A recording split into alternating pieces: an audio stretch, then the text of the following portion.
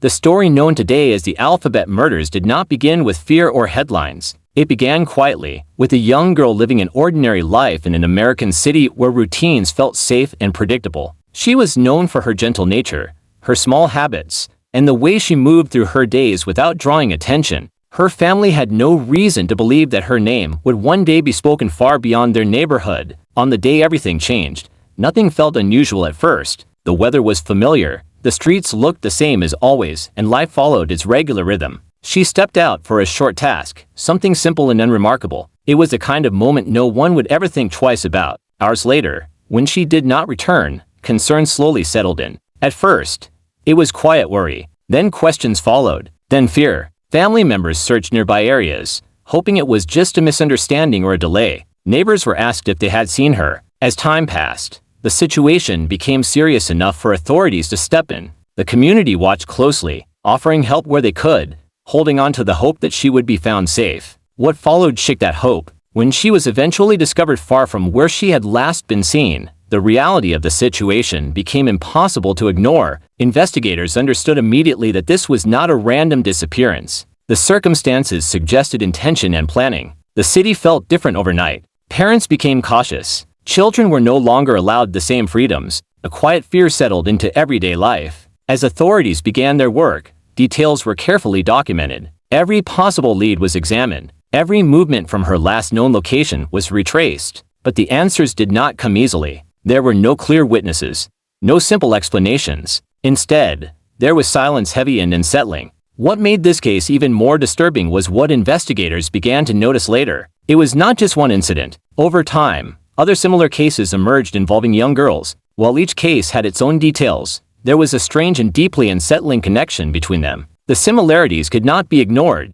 The pattern that slowly revealed itself would later give the case its name. First and last initials matching, locations echoing those initials. It felt deliberate, carefully chosen. The idea that someone could plan such a pattern was difficult to accept, yet the connections were undeniable. This realization changed everything. What had once seemed like a single tragedy now appeared to be part of something much larger. Fear grew stronger. Media attention increased. Authorities expanded their efforts, knowing that they were now dealing with something far more complex than a single case. By the end of this chapter in the story, one thing was clear: this was no longer just about one girl. As the investigation expanded, pressure mounted on those tasked with finding answers. The Alphabet Murders were no longer whispered concerns, they were now openly discussed across the city and beyond. Authorities understood that every decision they made mattered, not only for solving the case, but for restoring a sense of safety that had been deeply shaken. Investigators revisited earlier assumptions. They examined timelines more closely. They compared notes across cases, searching for overlaps in locations, behaviors, and circumstances. Each similarity reinforced the idea that these events were connected.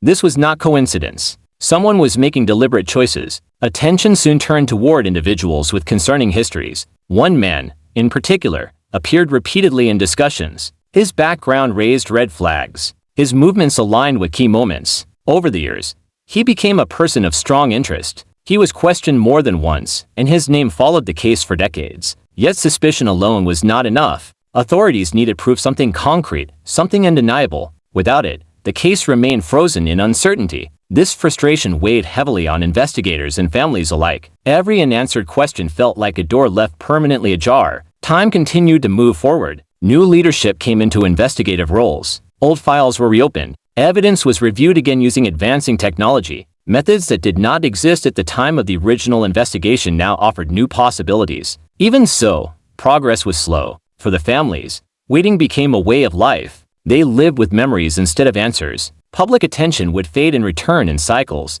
each time bringing renewed hope and inevitable disappointment. Despite this, they refused to let the names be forgotten. The Alphabet Murders also sparked broader conversations. People questioned how patterns could be missed, how early assumptions might have limited later progress. The case became a lesson in how complex investigations can be and how easily time can slip away without resolution. Still, the story did not disappear. Researchers, journalists, and true crime communities continued to analyze every detail. The victims were remembered not as statistics, but as individuals with lives that mattered. Their names carried weight. Their stories demanded care. By this stage, the Alphabet Murders stood as one of the most haunting unsolved cases in American history. Not because of sensationalism but because of the silence of unanswered questions, the silence of justice delayed. As the years moved forward, the Alphabet murders slowly transformed from an active investigation into a haunting reminder of unanswered questions. Time changed many things. The city grew.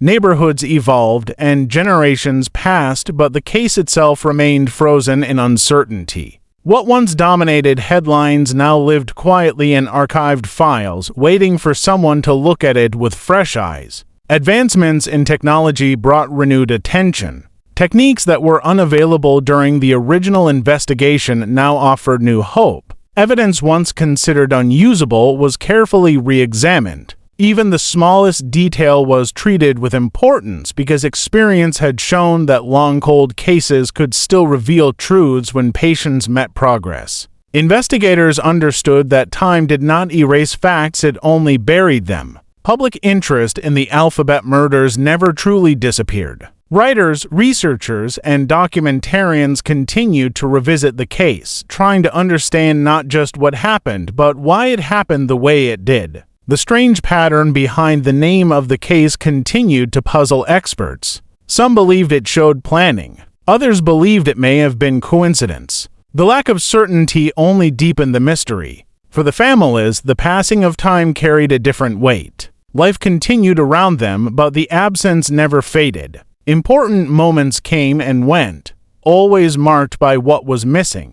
They lived with memories instead of closure. For them, justice was not about punishment alone, it was about acknowledgement, truth, and peace. The Alphabet murders also became a case study in investigative challenges. It highlighted how early assumptions can shape years of inquiry, how limited tools can slow progress, and how critical it is to approach every case with care, especially when patterns emerge. Law enforcement agencies across the country studied the case to learn from both its efforts and its shortcomings. As true crime storytelling grew in popularity, the Alphabet murders found a new audience. People who had not been alive during the original events began to learn the names, the circumstances, and the lingering questions. Online discussions brought together individuals from different backgrounds, all trying to piece together fragments of the past. In this way, the case gained new life not as entertainment but as a call for accountability. What keeps the Alphabet murders relevant is not shock but responsibility.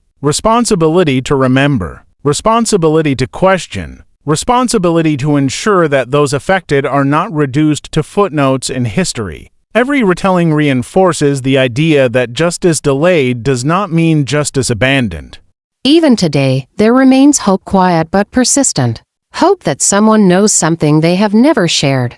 Hope that overlooked evidence may still speak. Hope that truth, no matter how late, can still bring meaning. History has proven that answers can surface when least expected. The Alphabet murders stand as a reminder of why stories like this must be told carefully and respectfully. Not to create fear, but to keep awareness alive. Silence allows questions to fade. Memory keeps them present. As long as people continue to talk about this case, to research it, and to share it, the possibility of justice remains. And that possibility matters not just for the past, but for the future. If you believe real stories deserve real attention and that forgotten cases still matter, subscribe to stay connected and keep these voices from fading into silence.